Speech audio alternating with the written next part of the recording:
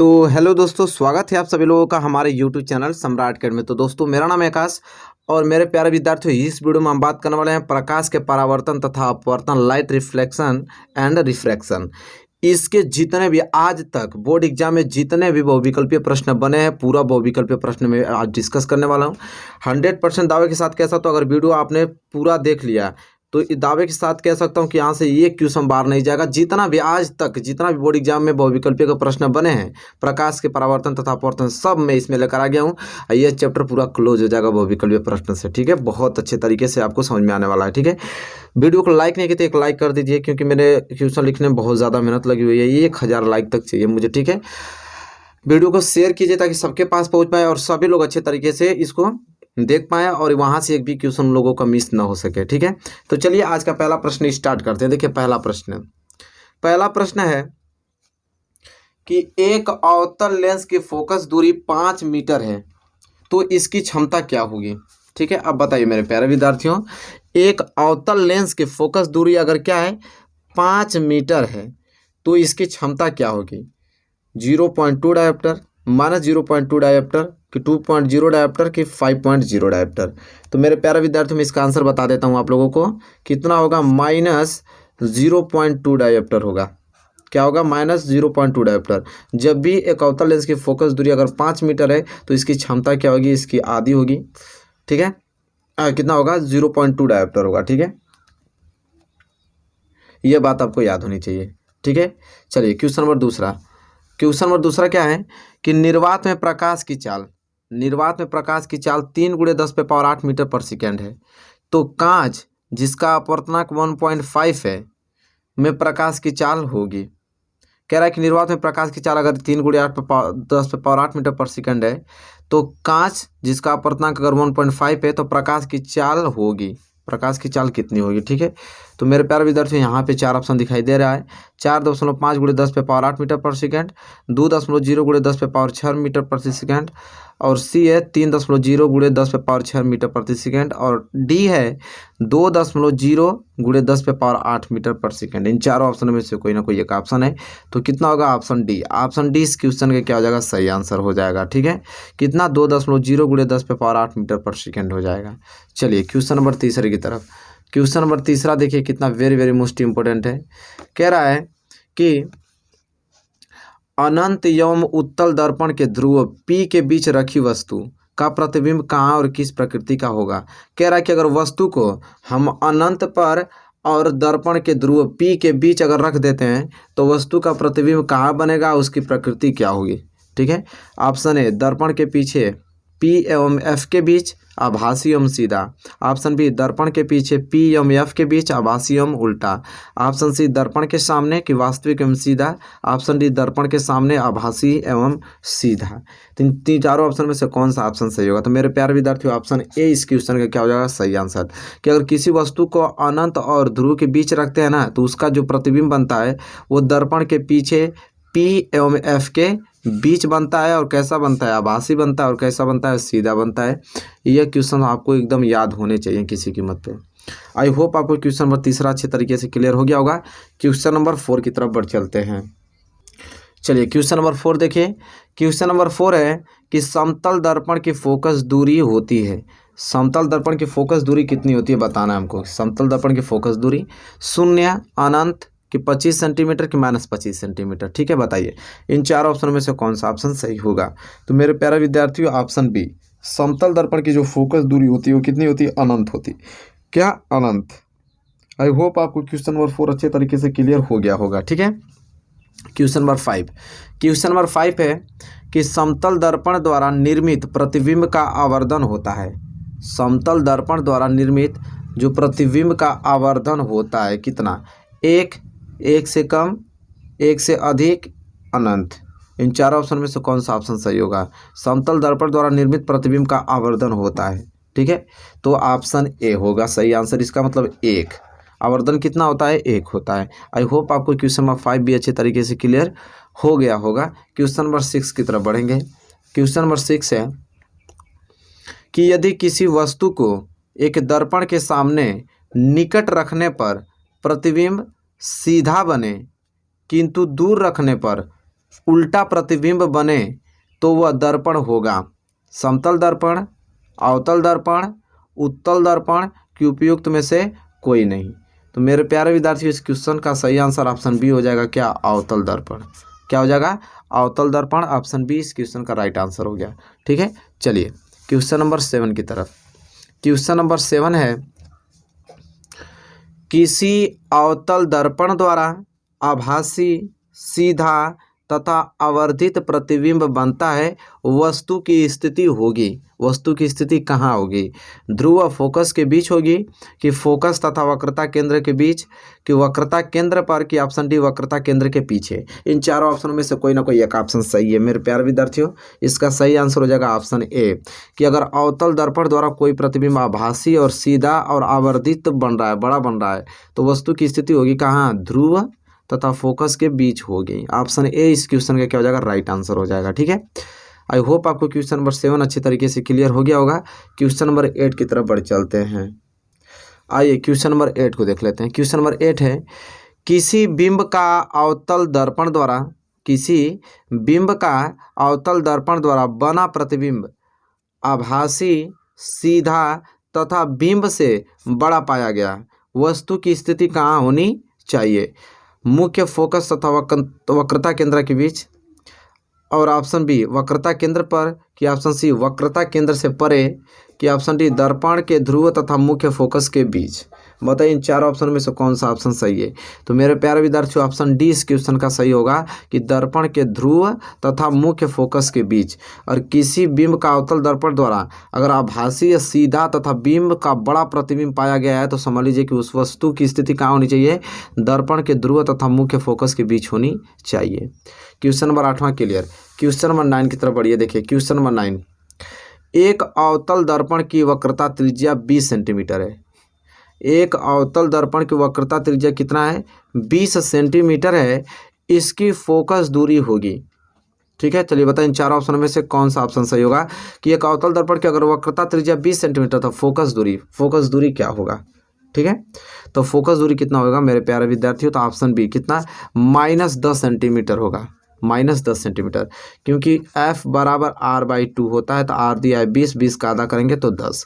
लेकिन अवतल दर्पण में फोकस दूरी माइनस में होती है। ठीक है, तो इसलिए माइनस, ये नहीं कि प्लस लगा देंगे, नहीं, -10 सेंटीमीटर। अवतल दर्पण में फोकस दूरी इधर होती है जो कि माइनस में होती है। ठीक है, चलिए क्वेश्चन नंबर 10वां, उत्तल दर्पण की फोकस दूरी जिसकी वक्रता त्रिज्या 32 सेंटीमीटर होगी। अब देखिए यहाँ पे उत्तल दर्पण की फोकस दूरी पूछ दिया, और उत्तल दर्पण की फोकस दूरी या त्रिज्या दिया 32, तो 32 का आधा क्या हो जाएगा? 16। तो क्या हो जाएगा? 16 सेंटीमीटर। और उत्तल दर्पण में जो फोकस दूरी होती है वो प्लस में होता है। क्या होता है? प्लस में, इसलिए प्लस 16 सेंटीमीटर है। ठीक है, चलिए क्वेश्चन नंबर 11 की तरफ बढ़िए। क्वेश्चन नंबर 11 है कि किसका दृष्टीय क्षेत्र सबसे अधिक होता है? किसका दृष्टि क्षेत्र सबसे क्या होता है? अधिक होता है? समतल दर्पण का, उत्तल दर्पण का, कि अवतल दर्पण का, कि उत्तल लेंस का? बताइए चार ऑप्शन में से कौन सा ऑप्शन सही है? तो मेरे प्यारे विद्यार्थियों, ऑप्शन बी उत्तल दर्पण का जो दृष्टि क्षेत्र होता है वो सबसे क्या होता है? अधिक होता है। आई होप आपको क्वेश्चन नंबर 11 क्लियर हो गया होगा। क्वेश्चन नंबर 12 की तरफ बढ़ चलते हैं। क्वेश्चन नंबर 12 है, उत्तल दर्पण से बनने वाले प्रतिबिंब की प्रकृति है। उत्तल दर्पण से बनने वाले प्रतिबिंब की प्रकृति है वास्तविक व सीधा, आभासी व सीधा, आभासी व उल्टा, कि वास्तविक व उल्टा। बताइए क्वेश्चन नंबर 12 का क्या सही आंसर होगा? तो क्वेश्चन नंबर 12 का मेरे प्यारे विद्यार्थियों, ऑप्शन बी इस क्वेश्चन का क्या हो जाएगा? सही आंसर हो जाएगा। ठीक है, क्या? Option B. इसलिए क्योंकि उत्तल दर्पण से जो प्रतिबिंब बनता है वो आभासी बनता है, और क्या बनता है? सीधा बनता है। ठीक है, आई होप आपको क्वेश्चन नंबर 12 क्लियर हो गया होगा। क्वेश्चन नंबर 13 की तरफ आइए। कह रहा है कि किसी दर्पण से आप चाहे कितनी दूरी पर खड़े हों, आपका प्रतिबिंब सदैव सीधा प्रतीत होता है। संभवतः दर्पण है। कौन सा दर्पण हो सकता है? केवल समतल दर्पण, केवल अवतल दर्पण, केवल उत्तल दर्पण, या तो समतल अथवा उत्तल। इन चारों ऑप्शन में से कौन सा ऑप्शन सही होगा? ठीक है, बताइए, वेरी वेरी मोस्ट इंपॉर्टेंट है। तो ऑप्शन डी, या तो समतल होगा या तो उत्तल होगा। किसी दर्पण में आप चाहे कितनी दूरी पे क्यों नहीं खड़ी हो, आपका प्रतिबिंब हमेशा क्या बनेगा? सीधा। तो दो दर्पणों बनता है, एक समतल दर्पण में, एक उत्तल दर्पण में, एक कंडीशन होता है, इसलिए दोनों होगा, या तो समतल या तो उत्तल। ठीक है, चलिए क्वेश्चन नंबर 14 की तरफ बढ़िए। क्वेश्चन नंबर 14 है, एक उत्तल दर्पण की फोकस दूरी 10 सेंटीमीटर है, दर्पण की वक्रता त्रिज्या, तो आर बराबर 2f होता है। आर बराबर क्या होता है 2f, मतलब 20, 10 का क्या हो जाएगा 20 सेंटीमीटर हो जाएगा। ठीक है, तो 14 का ऑप्शन बी क्या हो जाएगा, सही आंसर हो जाएगा। ठीक है, क्लियर। चलिए क्वेश्चन नंबर 15 की तरफ बढ़ चलते हैं। क्वेश्चन नंबर 15 है कि उत्तल लेंस द्वारा किसी वस्तु का वास्तविक, उल्टा एवं बड़ा प्रतिबिंब बनने के लिए वस्तु को रखना चाहिए। उत्तल लेंस में अगर किसी वस्तु का अगर वास्तविक प्रतिबिंब चाहिए, उल्टा चाहिए और बड़ा प्रतिबिंब चाहिए, तो वस्तु को कहाँ रखना चाहिए, ये पूछ रहा है हमसे। लेंस के फोकस पर, लेंस से 2f दूरी पर, कि लेंस से f तथा 2f के बीच, कि 2f से अनंत के बीच। इन चारों ऑप्शनों में से कौन सा ऑप्शन सही होगा, ये पूछ रहा है मेरे प्यारे विद्यार्थियों। तो ऑप्शन सी इस क्वेश्चन का क्या हो जाएगा, सही आंसर। मतलब लेंस से f तथा 2f के बीच रखना पड़ेगा उसको। ठीक है, तो 15 का ऑप्शन सी। चलिए बढ़ेंगे अगले क्वेश्चन की ओर, क्वेश्चन नंबर 16 की तरफ। चलिए क्वेश्चन नंबर 16 देखिए। कांच का अपवर्तनांक अधिकतम होता है, कांच का जो अपवर्तनांक होता है वो अधिकतम होता है लाल रंग के लिए, कि पीले रंग के लिए, कि बैगनी रंग के लिए, कि हरे रंग के लिए। बहुत ही मोस्ट इंपोर्टेंट क्वेश्चन है। तो मेरे प्यारे विद्यार्थी, जो कांच का अपवर्तनांक अधिकतम होता है किस रंग के लिए, तो बैगनी रंग के लिए। बैगनी रंग के लिए क्या होता है अधिकतम, और लाल रंग के लिए कम होता है, न्यूनतम होता है। ठीक है, ये भी यहीं पे अच्छे तरीके से याद कर लीजिए टॉपिकों को। तो कांच का अपवर्तनांक अधिकतम बैगनी रंग के लिए और न्यूनतम लाल रंग के लिए होता है, इसलिए ऑप्शन सी इस क्वेश्चन का क्या हो जाएगा, सही आंसर। चलिए क्वेश्चन नंबर 17। एक गोलीय दर्पण की फोकस दूरी स्मॉल एफ और वक्रता त्रिज्या कैपिटल आर में अभिष्ट संबंध है। आर बराबर f/2, आर बराबर 2f, कि आर बराबर f, कि आर बराबर 4f। ठीक है, इन चार ऑप्शन में से कौन सा ऑप्शन सही होगा, तो मेरे प्यारे विद्यार्थियों ऑप्शन बी, आर बराबर 2f होता है, यह संबंध होता है। ना कि आप ये मारिए, ये करेंगे तो गलत हो जाएगा। क्या होता है आर बराबर 2f, तो एक गोलीय दर्पण की फोकस दूरी स्मॉल एफ और वक्रता त्रिज्या कैपिटल आर में क्या संबंध होता है, तो आर बराबर क्या होता है 2f, यह आपको याद होना चाहिए। ठीक है, चलिए क्वेश्चन नंबर 18 की तरफ बढ़ेंगे। और क्वेश्चन नंबर 18 है कि यदि आपतन कोण I तथा परावर्तन कोण R हो तो अपवर्तित किरण विचलित होगी, अपवर्तित किरण विचलित होगी। ठीक है, कब, I में से आपतन, यहाँ पे आपतन कोण में से है परावर्तन कोण घटाने पर, कि आपतन कोण परावर्तन कोण जोड़ने पर, कि उनका गुणनफल, कि साइन I अपन साइन R। ठीक है, बताइए ना क्वेश्चन नंबर 18 का क्या सही आंसर होगा, तो मेरे प्यारे विद्यार्थियों option A, I minus R, आपतन कोण में से परावर्तन कोण घटाने पर। ठीक है, विचलित हो जाती है किरणें। चलिए क्वेश्चन नंबर 19। क्वेश्चन नंबर 19 है कि यदि दो माध्यमों के सीमा पृष्ठ पर एक प्रकाश किरण लंबवत आपतित होती है तो अपवर्तन कोण होगा 0 डिग्री, 45 डिग्री, 60 डिग्री, कि 90 डिग्री। बताइए, वेरी वेरी मोस्ट इंपोर्टेंट है। यदि दो माध्यमों के सीमा पृष्ठ पर प्रकाश किरण लंबवत आपतित होती है तो अपवर्तन कोण 0 डिग्री होता है। कितने लोग 90 अंश का देंगे तो गलत हो जाएगा, 90 अंश नहीं, क्या 0 डिग्री होता है। ऑप्शन ए इस क्वेश्चन का क्या हो जाएगा, सही आंसर हो जाएगा। आई होप आपको क्लियर हो गया होगा क्वेश्चन नंबर 19। क्वेश्चन नंबर 20 की तरफ बढ़ चलते हैं। चलिए क्वेश्चन नंबर 20 देख लेते हैं। कह रहा है कि निम्न में से कौन सा पदार्थ लेंस बनाने के लिए प्रयुक्त नहीं किया जा सकता है। निम्न में से कौन सा पदार्थ है जो लेंस बनाने के लिए प्रयुक्त नहीं किया जा सकता है, बताइए। जल, कांच, प्लास्टिक, मिट्टी। तो मेरे प्यारे विद्यार्थी, मिट्टी से हम किसी का लेंस थोड़ी बना सकते हैं। ठीक है, जल से भी बन सकता है, कांच से भी बन सकता है, और प्लास्टिक से, मिट्टी से नहीं बन सकता। इसलिए ऑप्शन डी इस क्वेश्चन का क्या हो जाएगा, सही आंसर हो जाएगा। ठीक है, चलिए क्वेश्चन नंबर 21 की तरफ बढ़ चलते हैं। क्वेश्चन नंबर 21 है 21 कि किसी गोलीय दर्पण तथा किसी पतले गोलीय लेंस दोनों की फोकस दूरी अगर -15 सेंटीमीटर है तो दर्पण तथा लेंस संभवतः होगा, क्या होगा, दोनों अवतल होगा, कि दोनों उत्तल होगा, कि दर्पण अवतल तथा लेंस उत्तल होगा, कि दर्पण आपका उत्तल होगा और लेंस क्या होगा, अवतल होगा। बताइए, किसी गोलीय दर्पण तथा किसी पतले गोलीय लेंस दोनों की जो फोकस दूरी -15 सेंटीमीटर है तो दर्पण तथा लेंस संभवतः क्या होगा, ये पूछ रहा है। तो ऑप्शन ए इस क्वेश्चन का सही आंसर, दोनों क्या होगा, अवतल होगा, दोनों क्या होगा, अवतल होगा। ठीक है, आई होप आपको क्वेश्चन नंबर 21 क्लियर हो गया होगा। क्वेश्चन नंबर 22 की तरफ बढ़ेंगे। क्वेश्चन नंबर 22 है कि किसी शब्दकोश में, किसी डिक्शनरी में, किसी शब्दकोश में पाए गए छोटे अक्षरों को पढ़ते समय आप निम्न में से कौन सा लेंस पसंद करेंगे। ऑप्शन ए 50 सेंटीमीटर फोकस दूरी का एक उत्तल लेंस, कि 50 सेंटीमीटर फोकस दूरी का एक अवतल लेंस, कि 5 सेंटीमीटर दूरी का एक उत्तल लेंस, कि 5 सेंटीमीटर फोकस दूरी का एक अवतल लेंस। इन चारों ऑप्शनों में से कौन सा ऑप्शन सही होगा, तो मेरे प्यारे विद्यार्थियों ऑप्शन बी इस क्वेश्चन का क्या हो जाएगा, सही आंसर। 50 सेंटीमीटर फोकस दूरी का हम किसका अवतल लेंस का प्रयोग करेंगे। ठीक है, आई होप आपको क्वेश्चन नंबर 22 अच्छे तरीके से क्लियर हो गया होगा। तो हम बढ़ेंगे अगले क्वेश्चन की ओर, क्वेश्चन नंबर 23 की ओर। क्वेश्चन नंबर 23, देखिए क्वेश्चन नंबर 23 क्या है कि किसी बिंब का वास्तविक तथा समान साइज प्रतिबिंब प्राप्त करने के लिए बिंब को उत्तल लेंस के सामने कहाँ रखें। अगर कह रहा है कि कोई बिंब का हमें वास्तविक और समान साइज, मतलब जितना बिंब है उतना ही साइज का हमें प्रतिबिंब भी पाना होगा, तो हम उत्तल लेंस के सामने उस वस्तु को कहाँ रखेंगे। लेंस के मुख्य फोकस पर, कि फोकस दूरी की 2 गुनी दूरी पर, कि लेंस के प्रकाशिक केंद्र तथा मुख्य फोकस के बीच, कि ऑप्शन डी अनंत पर। बताइए इन चारों ऑप्शनों में से कौन सा ऑप्शन सही होगा। तो मेरे प्यारे विद्यार्थियों ऑप्शन बी, फोकस दूरी की 2 गुनी दूरी पर, मतलब कि क्या 2f2 पर, मतलब कि C2 पे। ठीक है, 2f2 पे हमें क्या रखना पड़ेगा 2f2। ठीक है, मतलब फोकस दूरी f1 होता है और f1 का दुगना करेंगे तो 2f1 हो जाएगा, जो कि वो C1 कहलाता है, वक्रता केंद्र कहलाता है, मतलब वक्रता केंद्र पर रखना पड़ेगा। ठीक है, आई होप आपको क्वेश्चन नंबर 23 क्लियर हो गया होगा। क्वेश्चन नंबर 24 पे आइए। क्वेश्चन नंबर 24 है कि यदि उत्तल लेंस के सामने वस्तु 2f पर रखी जाए तब उसका प्रतिबिंब बनेगा अनंत पर, 2f पर, कि f पर, कि f तथा प्रकाशिक केंद्र के बीच बनेगा। बताइए 24 का कौन सा इन 4 ऑप्शन में से सही आंसर होगा। तो मेरे प्यारे विद्यार्थी, यदि उत्तल लेंस के सामने अगर वस्तु आप 2f पर रख रहे हैं तो उसका प्रतिबिंब 2f पर ही बनता है। किस पे 2f पर ही बनता है। ऑप्शन बी इस क्वेश्चन का क्या हो जाएगा सही आंसर हो जाएगा। आई होप आपको क्वेश्चन नंबर 24 अच्छे तरीके से क्लियर हो गया होगा। तो चलिए क्वेश्चन नंबर 24, तो हम बढ़ेंगे अगले क्वेश्चन की ओर, क्वेश्चन नंबर 25 की तरफ। और क्वेश्चन नंबर 25 है, कह रहा है कि 1 मीटर फोकस दूरी के उत्तल लेंस की क्षमता होगी। 1 मीटर फोकस दूरी के उत्तल लेंस की क्षमता क्या होगी, ये पूछ रहा है। -1 डायोप्टर, +2 डायोप्टर, +1 डायोप्टर और +1.5 डायोप्टर। बताइए क्वेश्चन नंबर 25 का क्या सही आंसर होगा।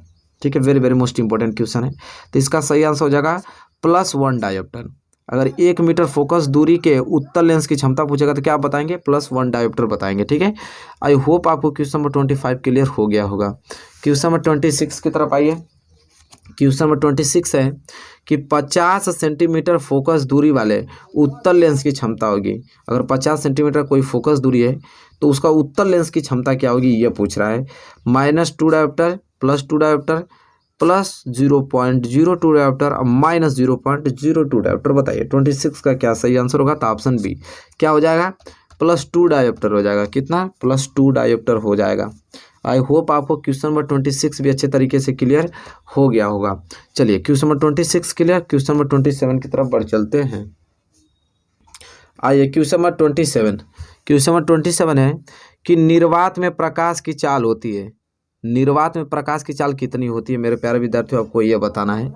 तो ये 3 × 10⁻7 मीटर पर सेकेंड, ऑप्शन बी 2 × 10⁸ मिनट पर सेकेंड, और ऑप्शन सी 3 × 10⁸ मीटर पर सेकेंड, और ऑप्शन डी 3 × 10⁻−8 है, -8 मीटर पर सेकेंड। बताइए क्वेश्चन नंबर 27 का सही आंसर क्या होगा। तो मेरे प्यारे विद्यार्थियों ऑप्शन सी इस क्वेश्चन का क्या हो जाएगा सही आंसर, इसलिए क्योंकि निर्वात में जो प्रकाश की चाल होती है वो कितना होती है, 3 × 10⁸ मीटर पर सेकेंड होता है। ऑप्शन सी इस क्वेश्चन का क्या हो जाएगा सही आंसर हो जाएगा। ठीक है, चलिए क्वेश्चन नंबर 27 के लिए क्वेश्चन नंबर 28 की तरफ बढ़ चलते हैं। और क्वेश्चन नंबर 28 जो है वेरी वेरी मोस्ट इंपॉर्टेंट है। कह रहा है कि किसी दर्पण से आप चाहे कितनी दूरी पर खड़े हों आपका प्रतिबिंब सदैव सीधा प्रतीत होता है, तो वो दर्पण होगा। बताइए केवल समतल की, केवल अवतल की, केवल उत्तल, या तो समतल अथवा उत्तल। तो हम तो ये क्वेश्चन पढ़े हैं, या तो समतल अथवा उत्तल, अभी जस्ट पढ़ के आए, 2 बार क्वेश्चन हो गया है।